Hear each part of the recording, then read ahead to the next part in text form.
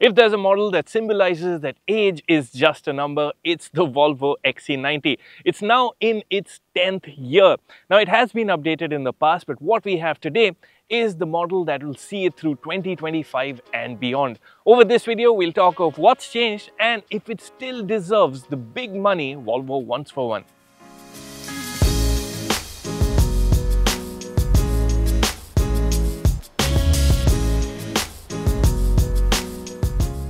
Subtle tweaks over the years have helped the XC90 hide its vintage, but this update is a facelift in a truer sense.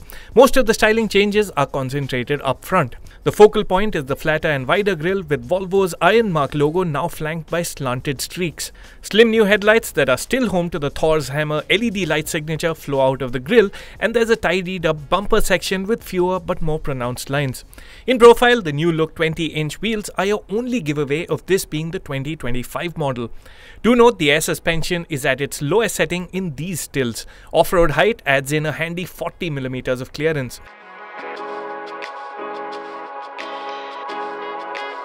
At the back, styling is largely unchanged, with redone taillights being the only point of distinction.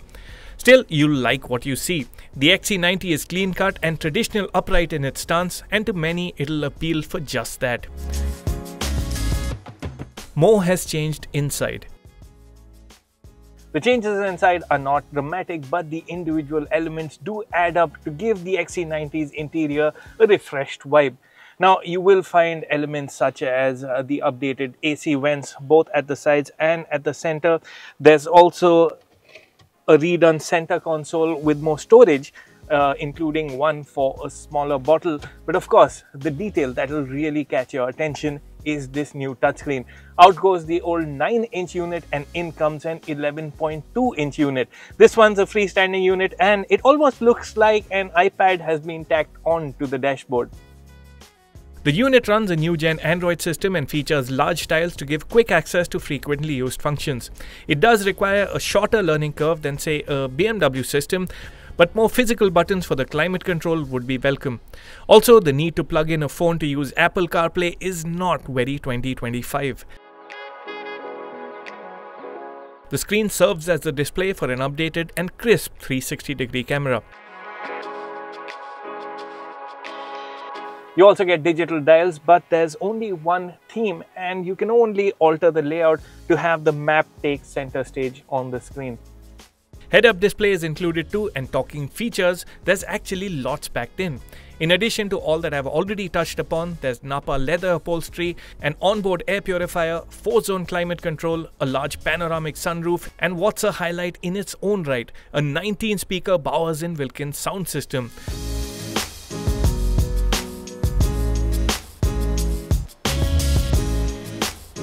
The front seats are excellent too. Now, you can't talk of a Volvo and not talk of its seats. These ones get ventilation, heating as well as massage functions and are fantastically comfortable over long journeys. On the whole, the overall ambience inside is rather nice. In terms of build, the XC90 feels solid as ever, and even the quality inside is really impressive. There's a generous use of leather on the dashboard. You get this nice fabric finish here, ash wood over here. There's a nice metal bar on the dash as well, knurled finish for the volume knob, a crystal finish for the gear lever, as well as a pretty interesting take on the starter button. Over to the back. The XC90 scores pretty well on comfort for the all-important middle row. Now, I'm just under 6 feet tall, the front seat is set to my driving position, and I am very well taken care on knee room. I also have more than adequate headroom, and there is a generally great feeling of space on the inside despite this version using all-black upholstery. There is space for a third passenger as well, and the middle passenger won't have it all that bad because the center hump isn't all that high. Now, the seat is well cushioned. It is very nicely upholstered in Napa leather, so it really gives that rich feel. But I do find the seat position a touch low. What is nice is that you have the option to adjust backrest angle, and should you need to make space for your third row passenger, you can pull your seat a bit forward as well. Notably, the seat adjustments and handy sunshades are manually operated and not powered as you get on a Mercedes GLE. Along with the Audi Q7, the XC90 is the only other SUV in the segment to get a third row of seats. Trouble is, access to the back will require you to contort through the narrow passage between the middle seat and door.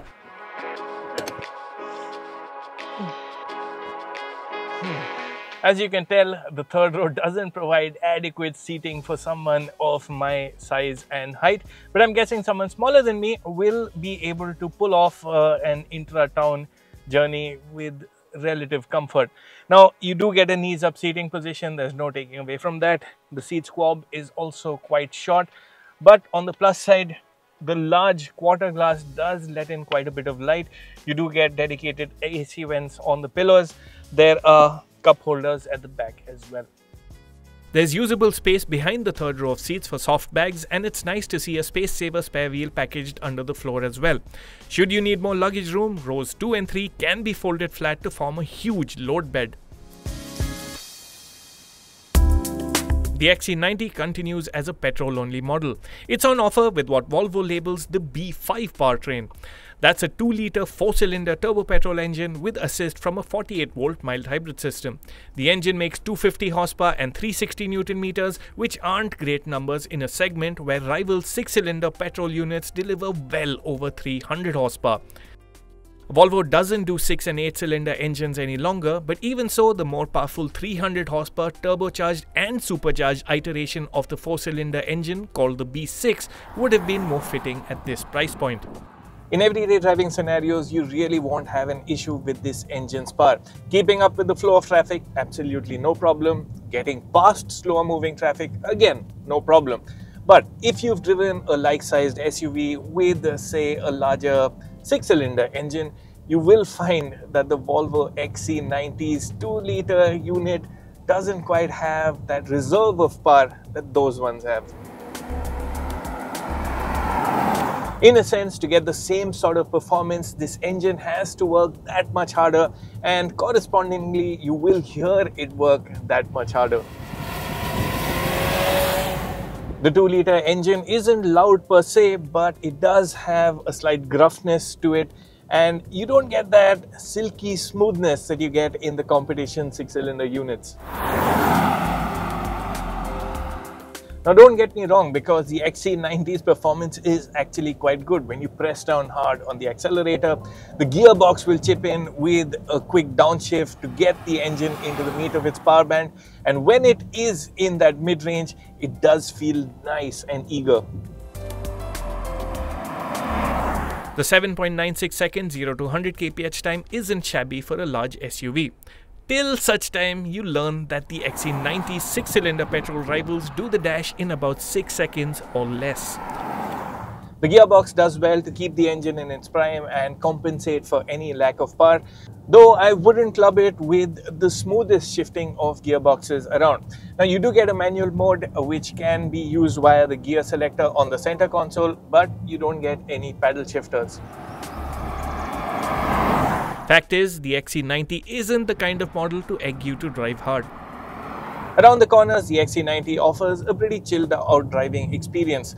The steering is easy and smooth, and you do have the option to add more weight to it. It doesn't really transform the XC90 into something sporty, but it does give you a bit more feel from behind the wheel. High-speed manners, as you'd expect, are really nice. It feels rock solid at triple-digit speed, so you can really go cruising across the country with absolute confidence. However, the quality of the road surface has a big bearing on the experience on the go. There is a firmness to the XC90 suspension setup. You feel that on everything but the very smoothest of roads. It doesn't feel quite as cushy as rivals do on potholes. Suspension and steering modes help fine-tune the experience, but don't manage to transform the XC90 into the sportiest or comfiest of the large SUVs. The 20-inch tires also kick up more road noise than you'd expect, but a very easy and nice fix is to make the most of the 19-speaker Bowers & Wilkins sound system. Honestly, it is one of the best sound systems on any car. Like all Volvos, the XC90 is packed with safety tech and there's ADAS too. The XC90's comprehensive ADAS suite works really well. Pilot Assist, which marries adaptive cruise control with steering intervention, works superbly. In fact, it's a feature I think you can actually make quite a lot of use of on the latest and greatest of our Indian highways.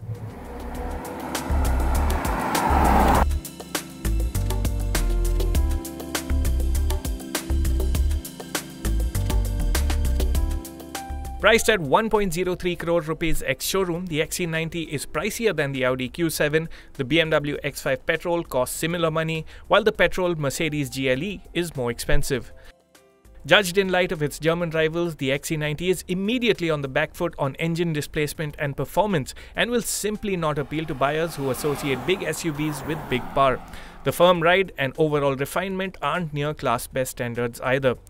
The XC90, as before then, relies on its strong design, inviting interior and the flexibility of a third row of seats to win you over.